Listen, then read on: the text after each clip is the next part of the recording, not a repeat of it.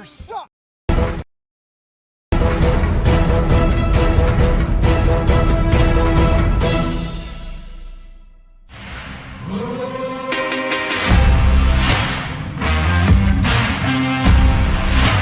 Third down, Fields. There's room to run for Fields. Oh, turn it on to speed.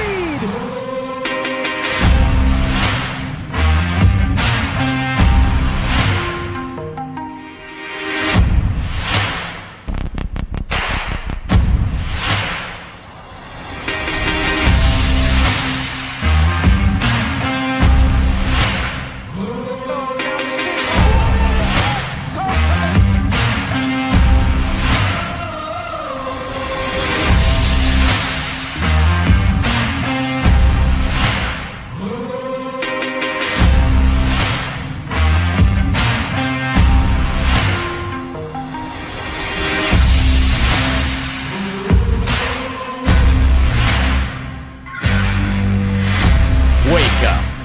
This is High Bear Nation.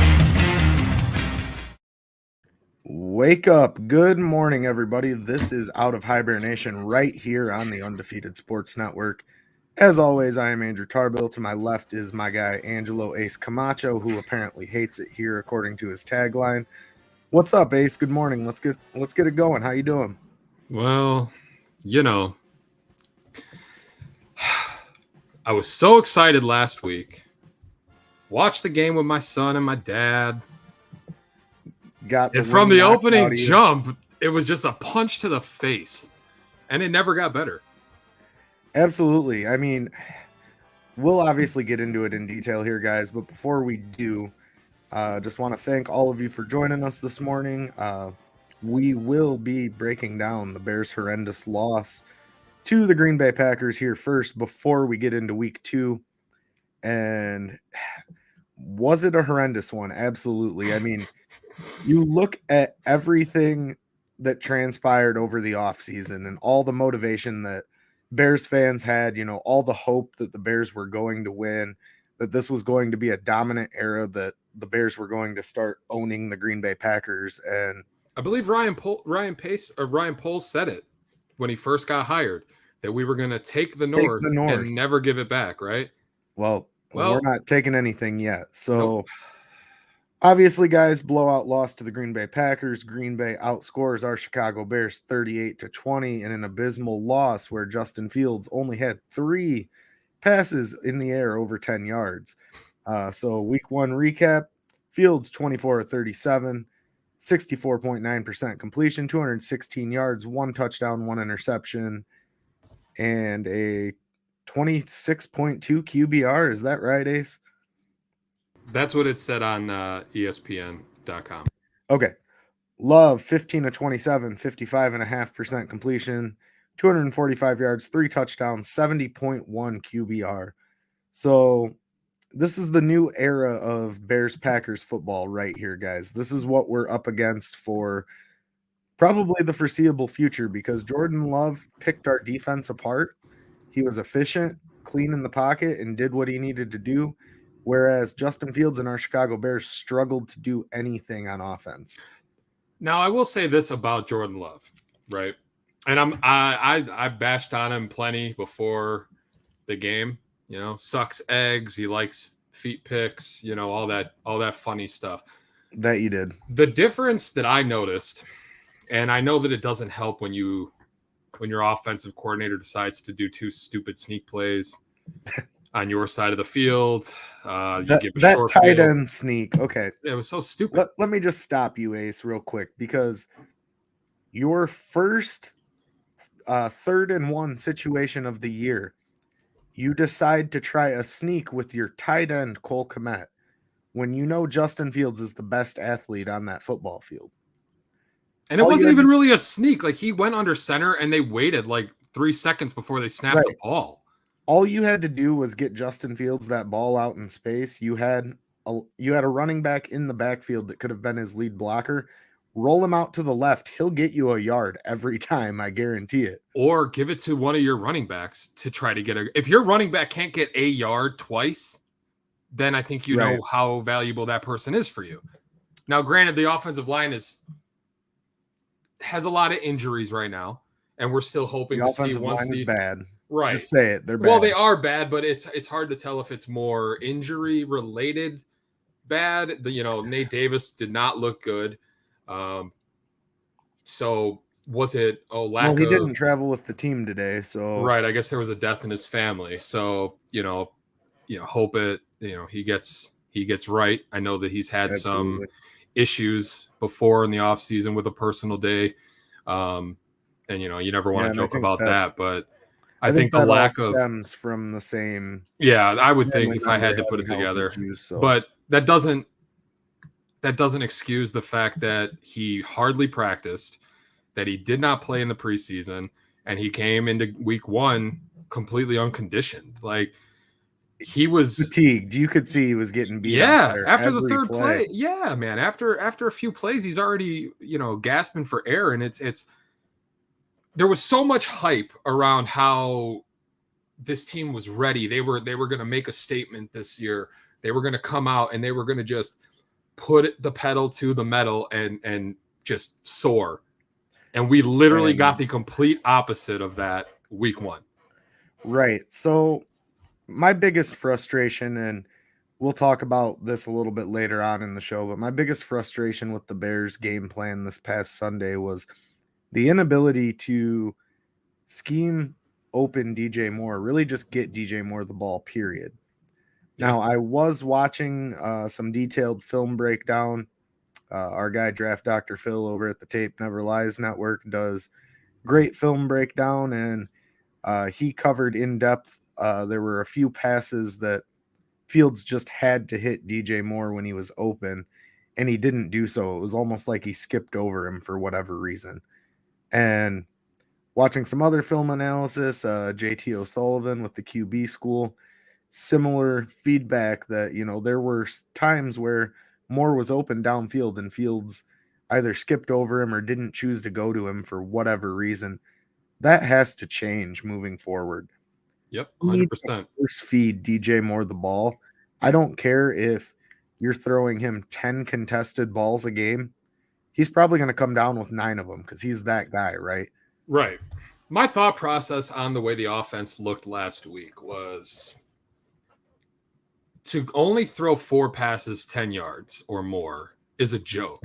3. You're trying to see what your quarterback has, and you're not going to let him unleash the ball. I personally, if the Bears were going to lose that game, I would have rather Fields been airing the ball out, had 4 interceptions, but at least they went down the field. They tried to do some stuff, and then they lost. Okay, I get it.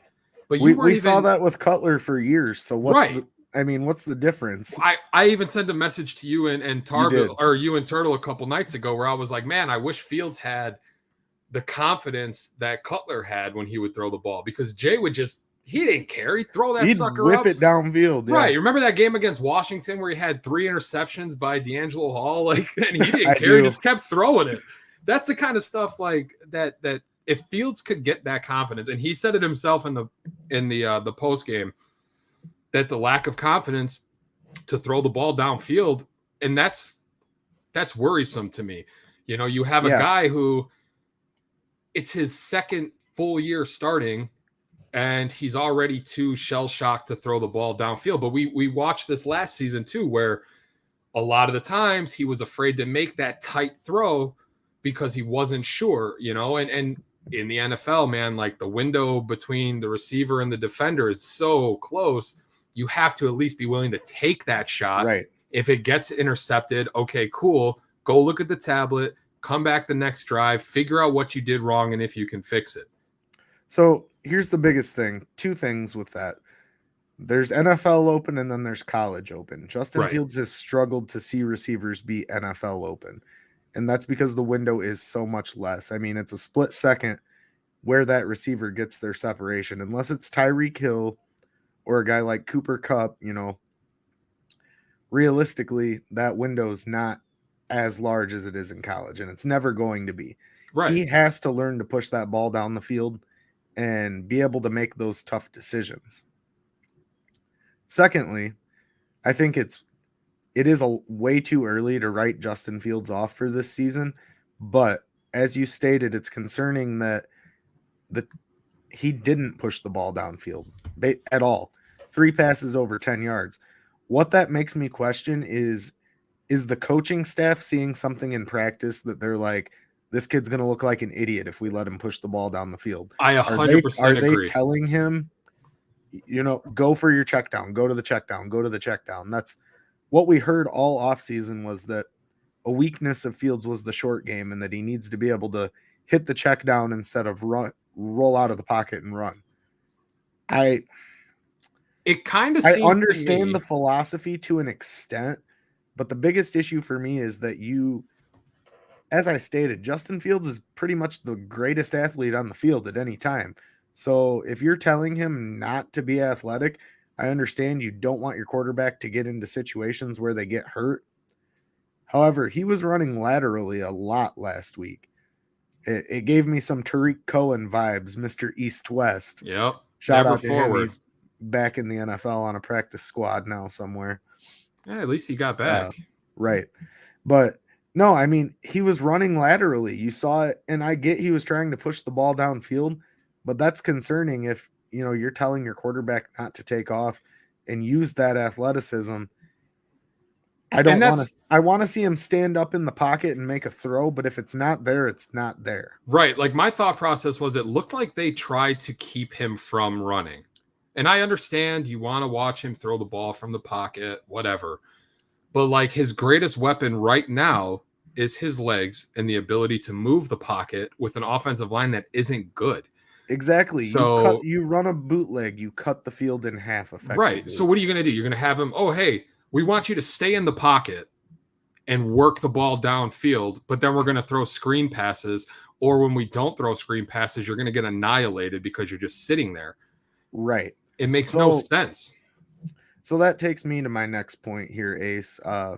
Reports came out that George was at Hallis Hall last week during the week, after the loss, and that he had a very fiery and passionate conversation with both general manager and head coach. Basically said that the loss to the Packers was inexcusable. This team is expected to do better, and you need to figure it out. Now, I'm not saying Matt Eberflus is on the hot seat after 1 week, but the Bears fired Mark Trestman after only 2 seasons. Yep. Due to his abysmal offense. Yep. And I don't get a lot of good, warm, fuzzy feelings after last week is what I'm getting at here. And the defense wasn't good enough. Alan Williams isn't traveling with the team which today. Is weird. That's odd. I think that those personal reasons are they want to see Eberflus run his defense, which we will see today, and see if he can scheme it better and, call more blitzes, be more aggressive. We touched on it last week.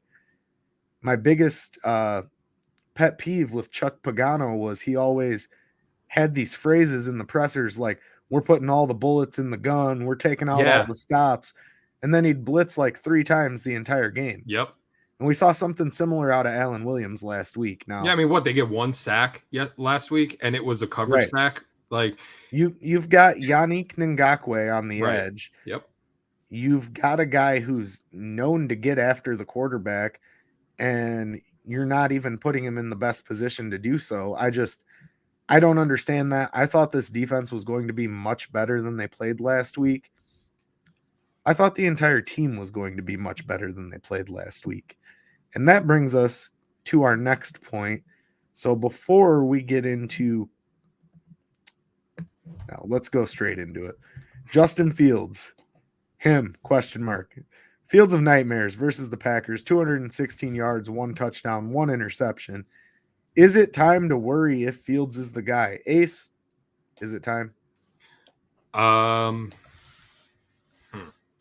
So I made this question because there's a part of me that is very concerned with some of the things that I've watched over the last year and then in the first game this year.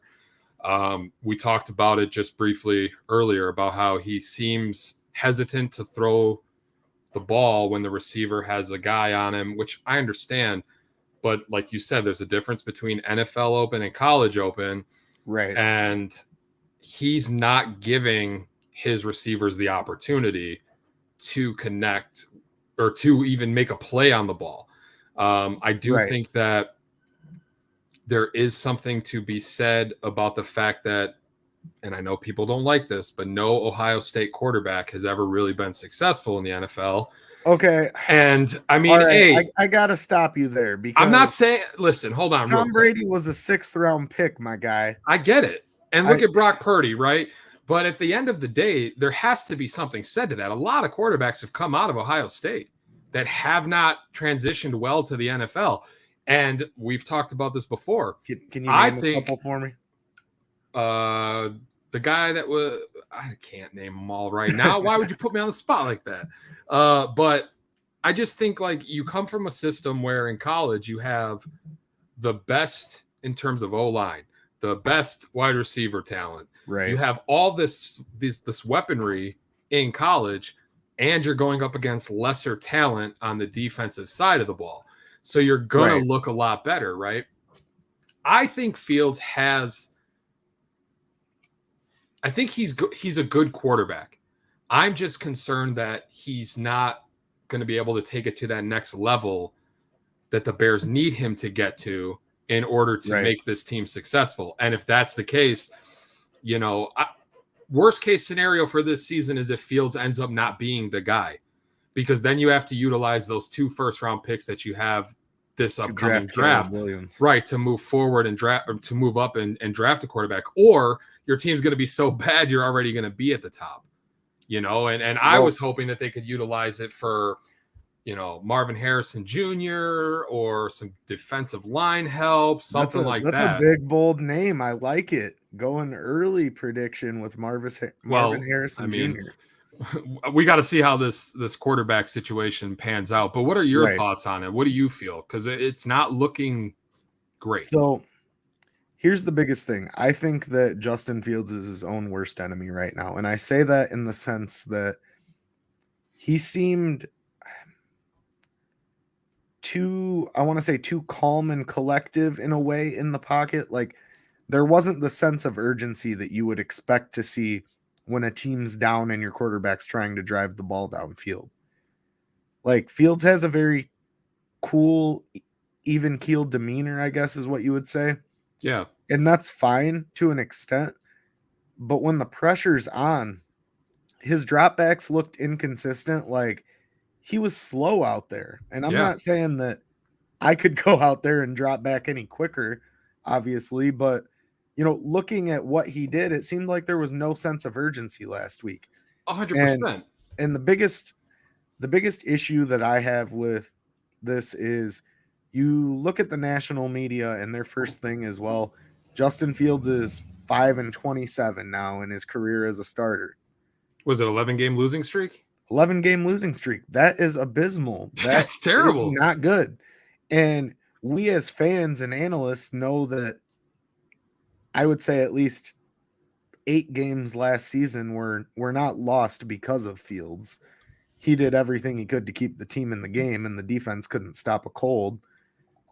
But the reality of the situation is when you look at that win-loss record, you've won 5 games in just over 2 years as a starter. You come out the first game of the year and you tout this relationship that you've built with DJ Moore over the offseason all the time. Like that's all we heard about up and coming into week 1. And then we see DJ Moore get 3 targets, 2 catches. Yep. The entire game. That cannot be the game plan this week. Right. The game plan this week needs to be first down and 10.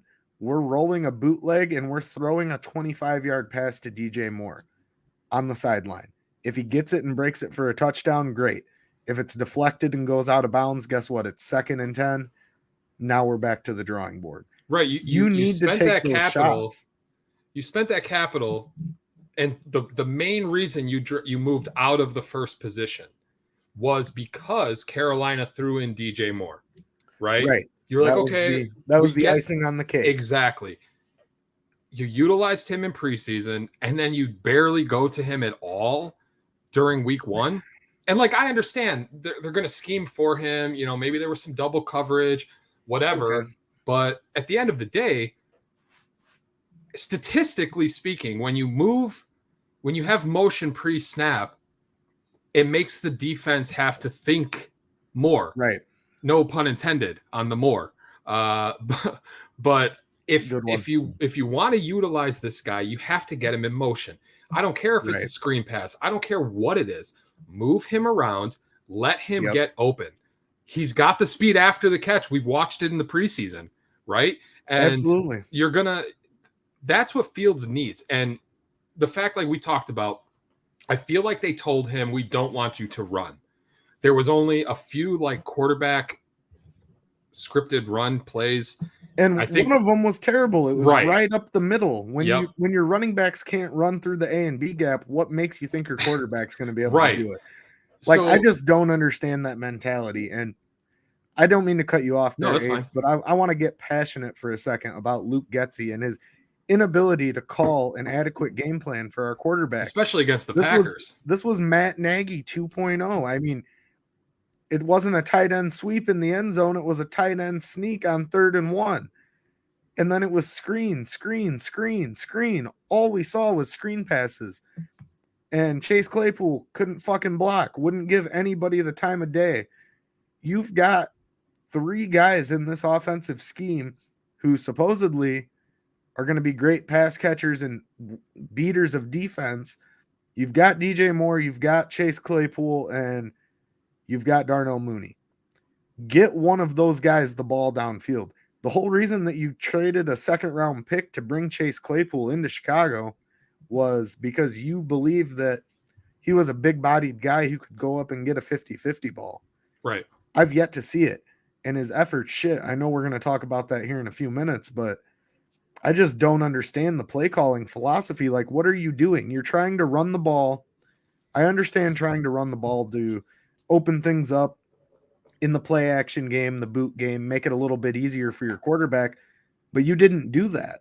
Nothing that you did set your quarterback up for success.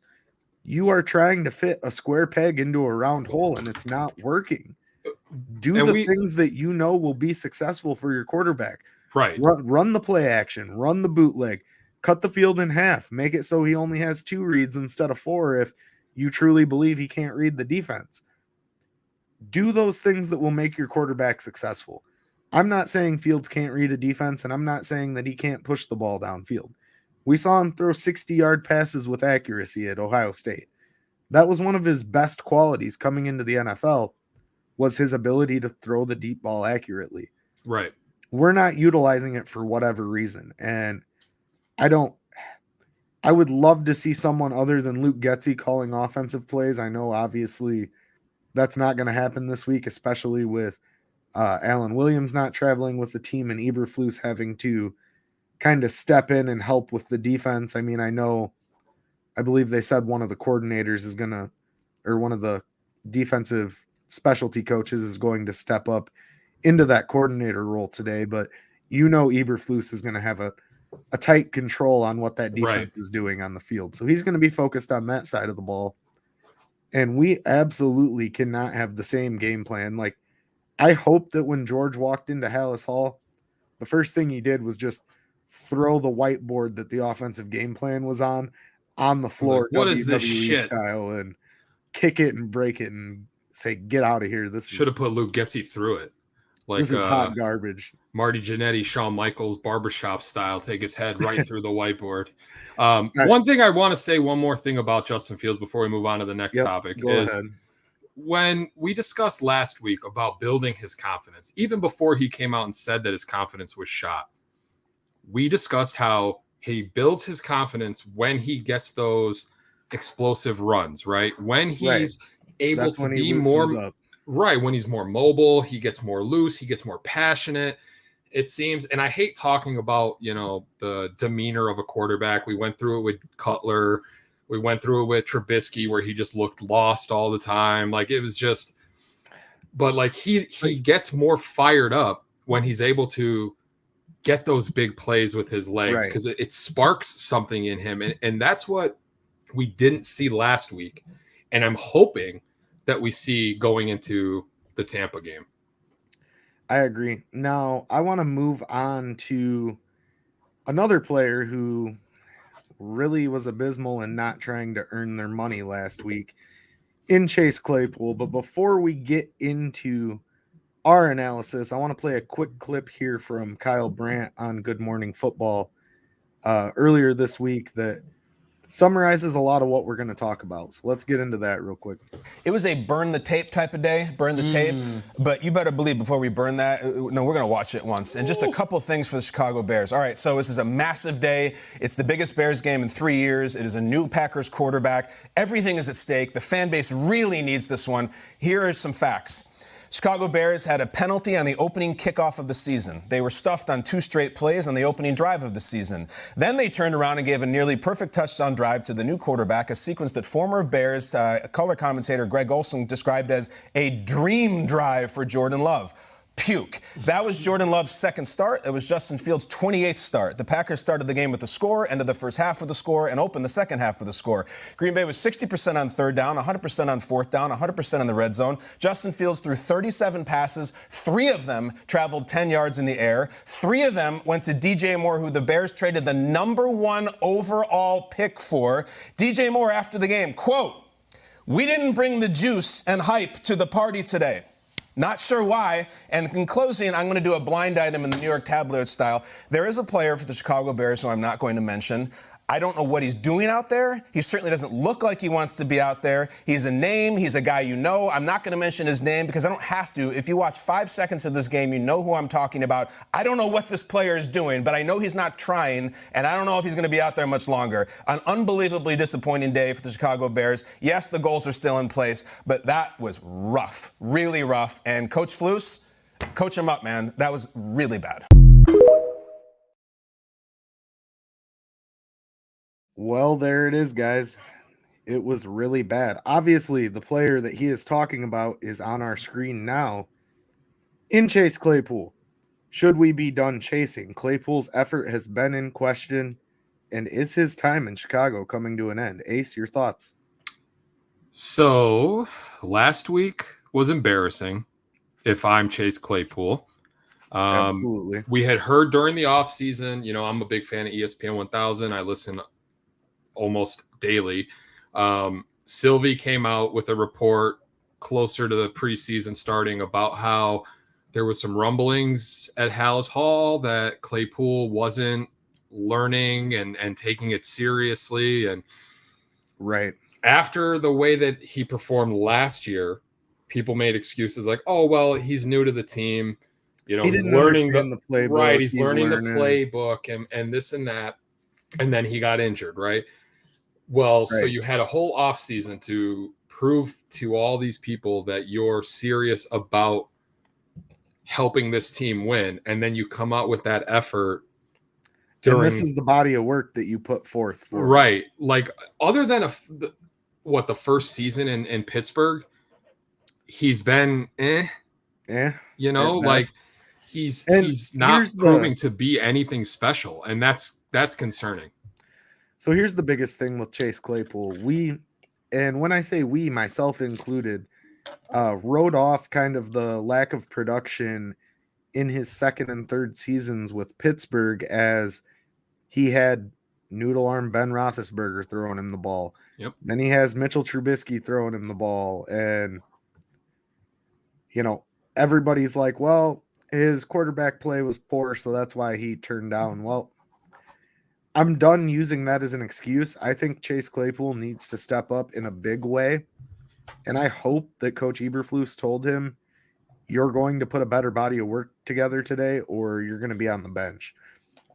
I hope that this is a prove it week. And if he goes out and plays the same way that he did last week, he should be on the bench next week, in my opinion. And Equanimous St. Brown should be active.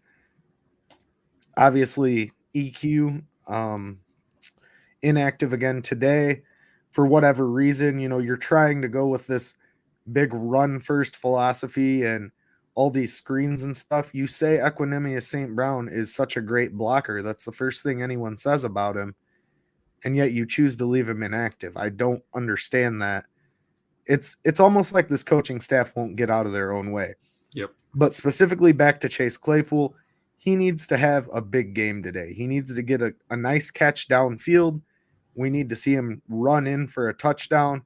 Do something to prove to us that you belong on this team and you're part of this identity, because right now I'm way past being on the fence about Chase Claypool. I'm ready to send him packing. If we don't see something improve today, put him on the bench. I'm done. Give Tyler Scott a shot. I don't care. I mean, realistically, Give Velus Jones a shot. Jeez. I mean, it can't get much worse. You're getting zero Right. production out of Chase Claypool. Zero. So what's better than zero? Some. Like something, right? Right. I'd rather have a guy that you drafted get the opportunity while, yeah, Velus hasn't proven to be that great yet. You know, I'm not sure if he ever will be, but you really just got. Well, I'm looking at Claypool's stats right now, right? Yep. Played 16 games his first season, 15 his second, 8, 7, and then obviously 1 this year. His Right.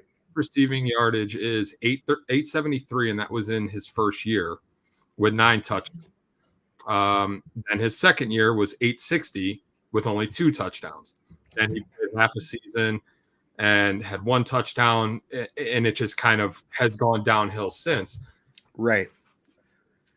Do you want to be an NFL receiver? Is this Right. what you want to do for the rest of your life? Because you're not, well, obviously not the rest of your life, but you're playing your way out of the league right now is what you're doing. Mm-hmm. Like, no other team's going to pick Chase Claypool up if the Chicago Bears part ways with him, because his output has just not been there. It's been a downturn, as you said, every year. And we attributed it to poor quarterback play at first. Now you've got Justin Fields, a guy who can push the ball down the field, although our coaching staff didn't let him in week 1. Right. You've got a guy who can push the ball down the field to him. So why are you not letting that happen?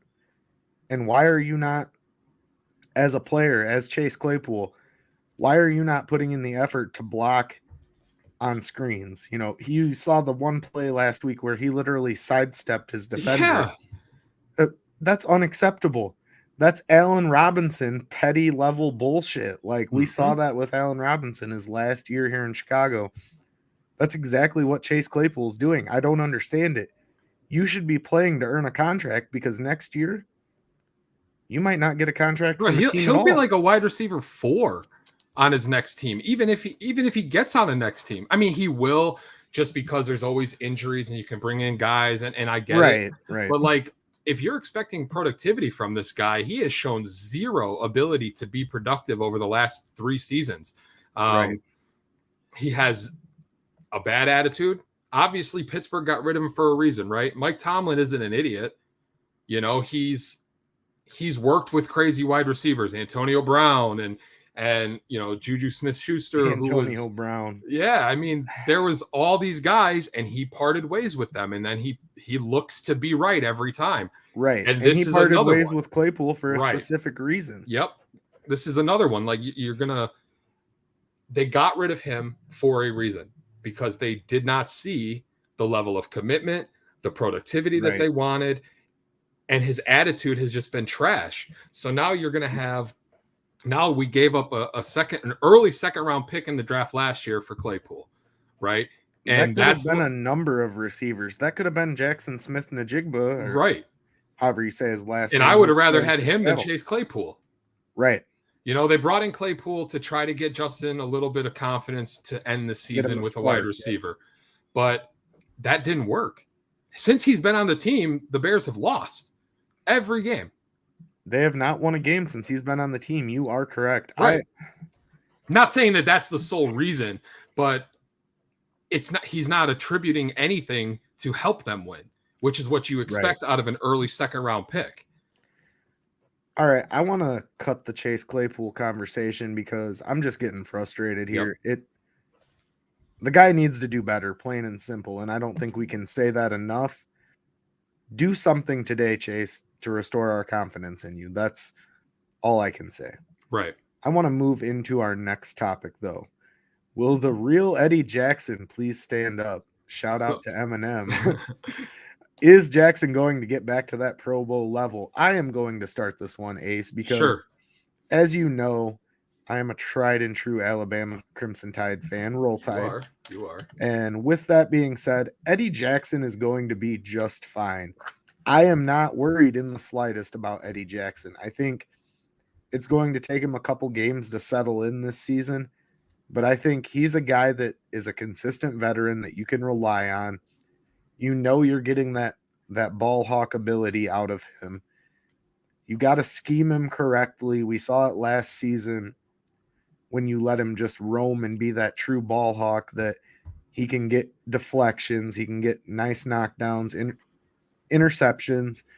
Obviously, his overall production tapered a little bit the year before last, and then last season he caught the injury bug for a couple games, and it wasn't high caliber play as we would expect out of Eddie, but I think he realizes that this season is going to be important in not only his development and his longevity, but the development of the young guys around him. So obviously with the IR news that came out this week with the hand surgery, we got to see guys like Tyreek Stevenson step in and help fill that role. And I think Eddie's going to be an instrumental part of kind of settling that secondary down and getting them dialed in as they move forward. And I think we need to see a big game out of Eddie today. I would like to see him get an interception. We'll see what happens, Ace, but I want to know your thoughts. What's your thoughts on Eddie, and are you the slightest bit concerned that his production's tapering? So before we get my thoughts on Eddie, Dan Hampton had come out earlier in the week with some interesting comments about him. Hamp said, Eddie Jackson is playing like a clown. He's not tackling and is blowing coverages. If Eddie starts on Sunday, that tells you you must not be trying to win, because Eddie has been playing like a clown. So it's hard right now because there was a couple good years. Then there was a down year. Then there was last season where he looked like he was coming back to form, and then he got hurt. And now you're looking at this season hoping that maybe it can be what it was last year. But I have a hard time seeing that. I've always thought Eddie Jackson's tackling needed work. And last week, it was no exception. The dude just throws his shoulder into people, hoping to knock him down. I get it. You're trying to separate the ball from the guy. But at the end of the day, when your team can't tackle anybody, that's the most important thing, is to get the guy to the ground, right? Like, right. You can't let, I'm going to hit this dude with my shoulder. He's going to bounce off me and then run in for a touchdown. Like, that does nothing for you. So I think if we're going to, it's very similar to the Claypool thing. I'm not saying his effort isn't there, but I need to see something from him today, whether that's showing leadership on the field during the game where he's, like you said, coaching these young guys up to help them, or make a big interception. You got Baker Mayfield, and I know the defensive line is terrible, so it helps a lot more when you get pressure to rattle the quarterback. They make bad throws. But I think if he needs to prove something this season, otherwise I don't think he'll be here next year. I'm not ready to write Eddie off, but maybe that's because I'm a little bit of a homer with my Crimson Tide fandom. I don't know. Hampton, I'm a homer with the Bears, and they always just smack me in the face. So, Of course they do. It's the Chicago Bears. That's what they do. We've talked about it. Like, our greatest moment, we weren't alive to watch the 85 Super Bowl. So our greatest moment as Bears fans is watching Devin Hester return the opening kickoff in the Super Bowl loss in 2006. Like, this team has monumentally let us down in week one. I'm just going to say it. And something has to change, man. Right. So not only that was a game that you should have won, period. Right. You're at home, season opener. Everything is set. Table is set. You blow that game. right? So now you're 0-1. You go to Tampa, it's going to be hot. These guys didn't seem conditioned properly week 1. It's hard to think Right. within 1 week they're going to be more conditioned. If you lose this game, you're 0-2 going into a week where you're on the road again in Kansas City against you're Patrick 0-3. Mahomes. Right. You're 0-3. Like at that point, and then the you go- season's kind of like, okay, now And then you what? go to Denver, who should be a winnable game, but Green Bay should have been a winnable game. Right. Today should be a winnable game, but Mhm. I'm not so sure in 30 minutes that we're going to see any better product on the field than we did last week. That's what's scary. Yep. I mean, you'll know where this season's going after today. If the team comes out Yep. flat like they did last week against the Packers, they show no drive, no hustle, they're disinterested, it seemed like, Right. then you really have to start questioning Matt Eberflus, because Then it's panic mode time. right, because if your guys got embarrassed by your arch rival week 1 and they're not going to come out with that fire, that says something about the leader of that team, which is the head coach. And if he can't pull that fire out of these guys, then what are you doing here?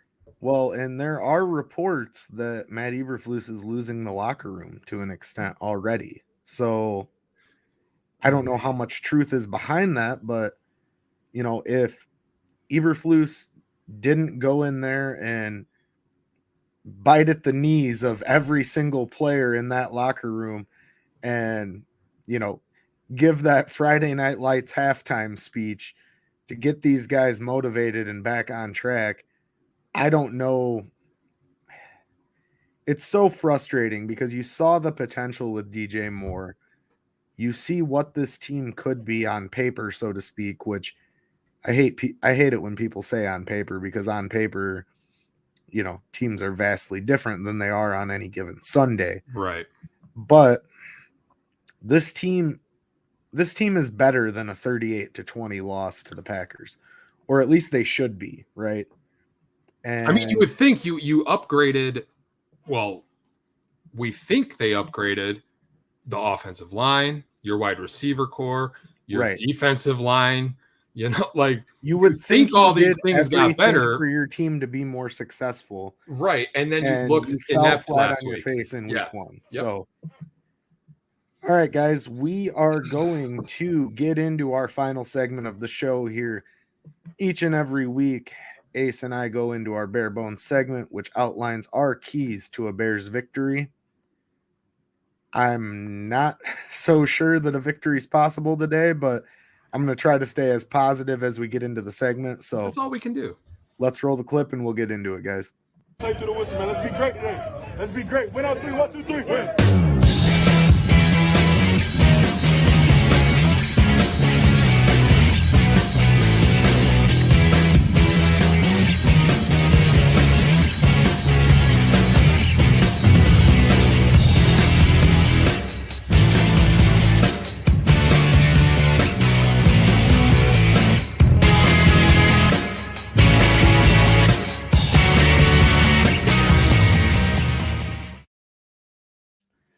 All right, guys, and we are back with you for our bare bones segment of the week.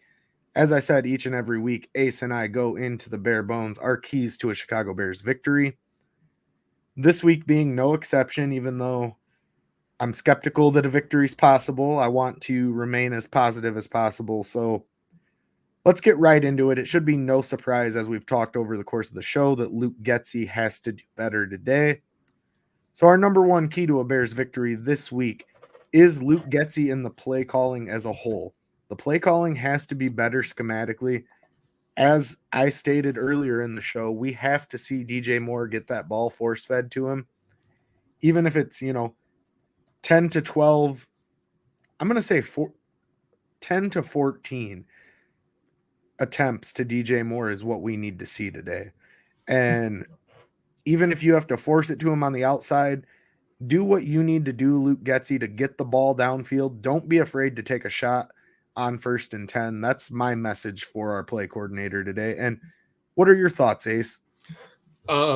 I thought the game plan offensively was terrible last week. I think this idea that, like he came out this week and said, well, if they get the edge, then those are 20, 25-yard gains, and you guys are patting me on the back. Like, how arrogant can you be? Like, I don't like that type of mindset. Yeah, if I hit the lottery, I'd be a millionaire, right? But I didn't, so here I am. It's the same thing for that game plan. It didn't work, but you kept doing it, and there was 0 adjustments made. It was laughable. You're down as bad as you're down, and you're still throwing screen passes, acting like, you're going to catch the Packers off guard when they had read it. They read it from day one, all game long. Right. You have 0 pressure on the defense when you don't stretch the field. Right. You had 0 pressure on the defense when you did not utilize Justin Fields' legs. Those are 2 things that the offensive coordinator should be scheming into the offensive game plan. If we don't see that this week, it's malpractice by him. And then there's serious thoughts. Then there's serious thoughts of like, okay, maybe this guy isn't as good as everybody made him out to be middle of last season when Fields was doing all the work with his legs. So did Aaron Rodgers make Luke Getsy good, or did Luke Getsy make Aaron Rodgers good? I don't even think Luke Getsy was the offensive coordinator in Green Bay. I think he was just the quarterback coach. Because wasn't that dude that went to Denver? That was the offensive coordinator. And the Bears pulled Getsy, who was just the quarterback coach. Right. And like, I get it, but it's not looking good. And he seems very arrogant for a guy who hasn't accomplished anything.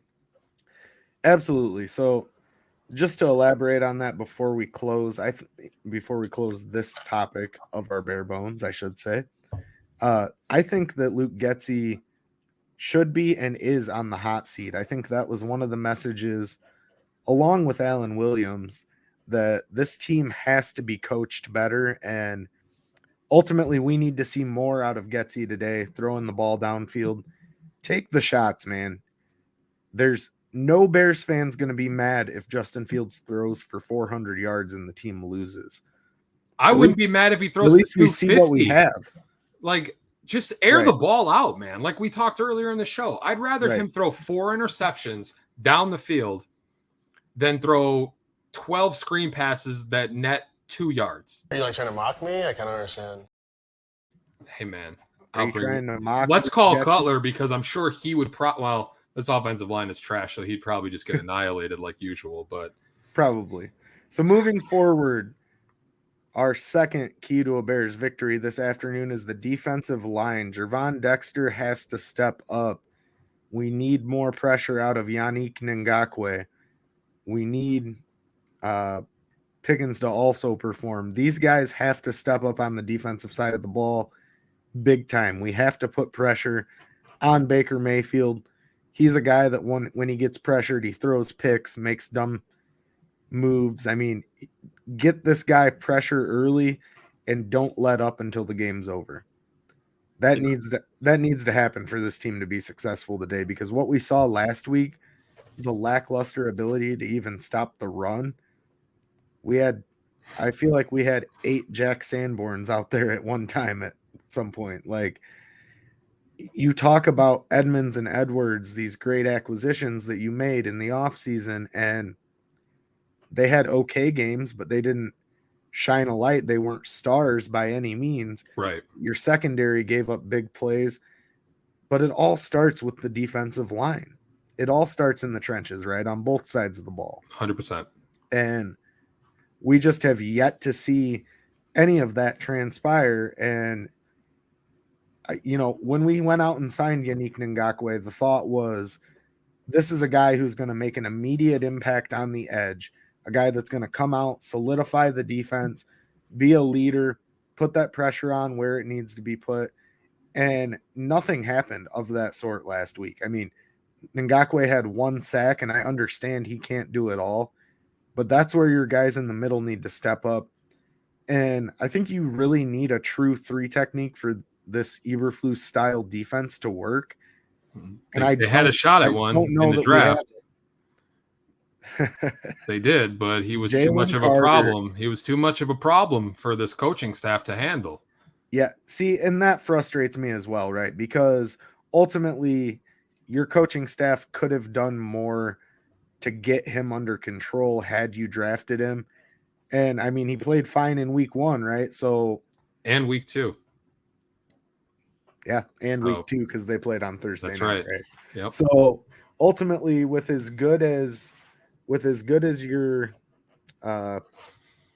as good as your offense or defensive line should be, they're not. They're not doing what they need to do to be successful. So it's frustrating, man. It's a frustrating time to be a Bears fan for sure, Ace. Right.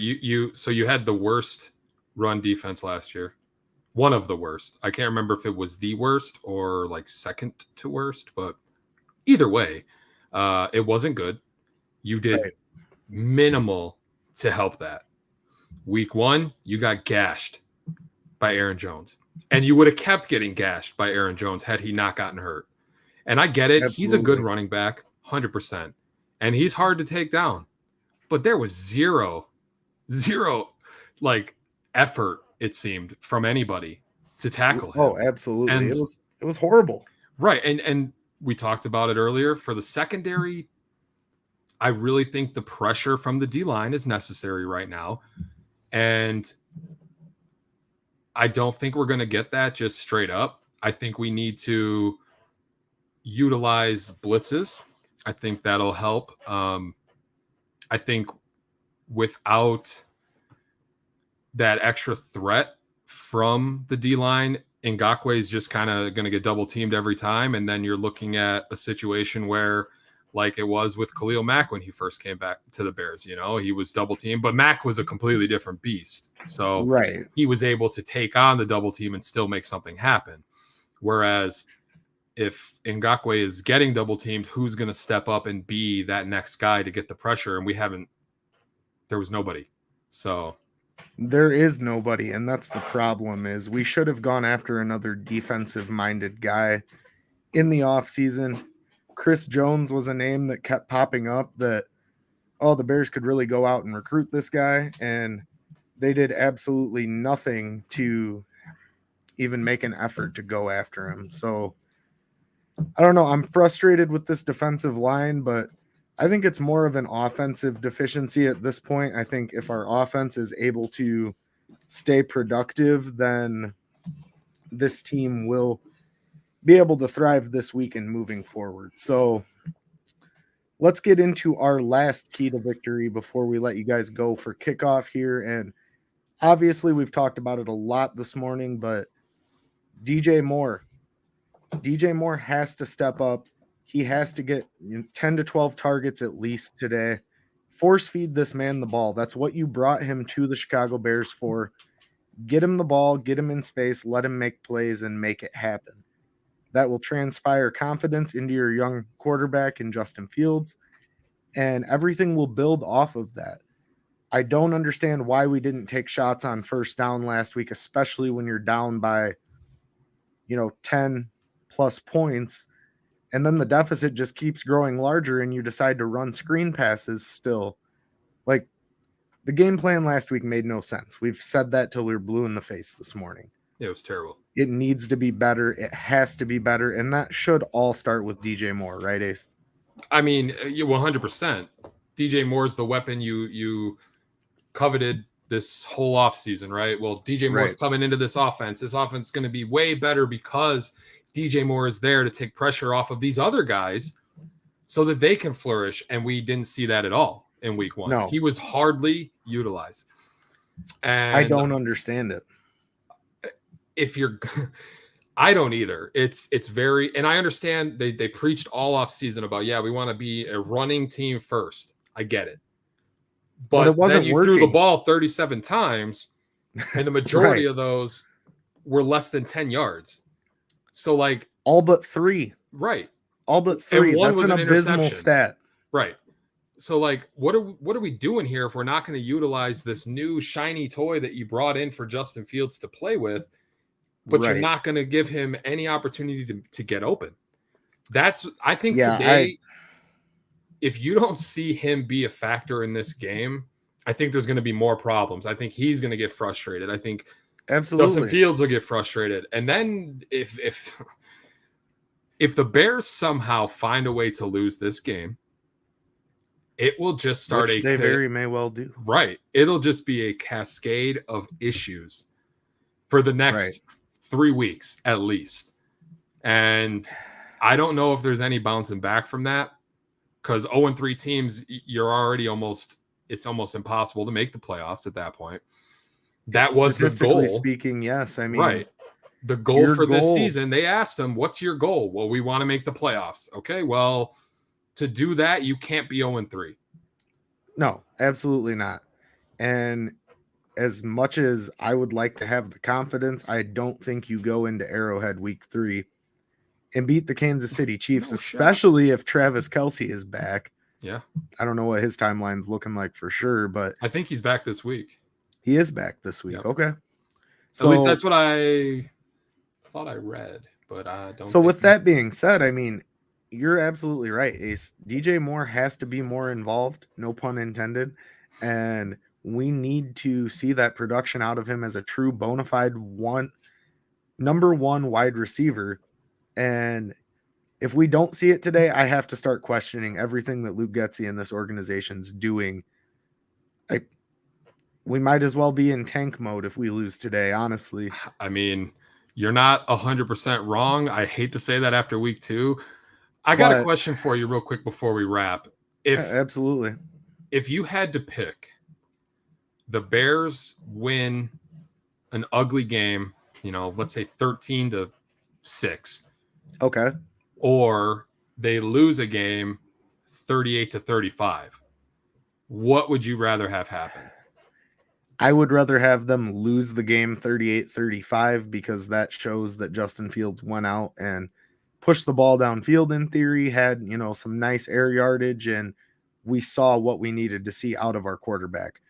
If we win a game 10-6, that doesn't really tell me anything about my quarterback that transpires confidence. It's ultimately going to be more of the same. Well, they rushed the ball 60 yards and then they threw a decent pass in the end zone for a touchdown to the tight end or something. That's right.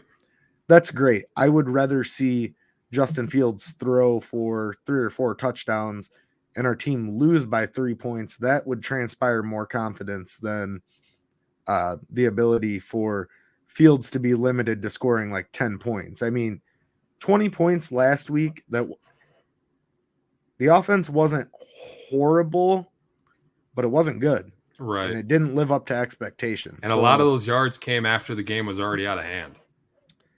That's true.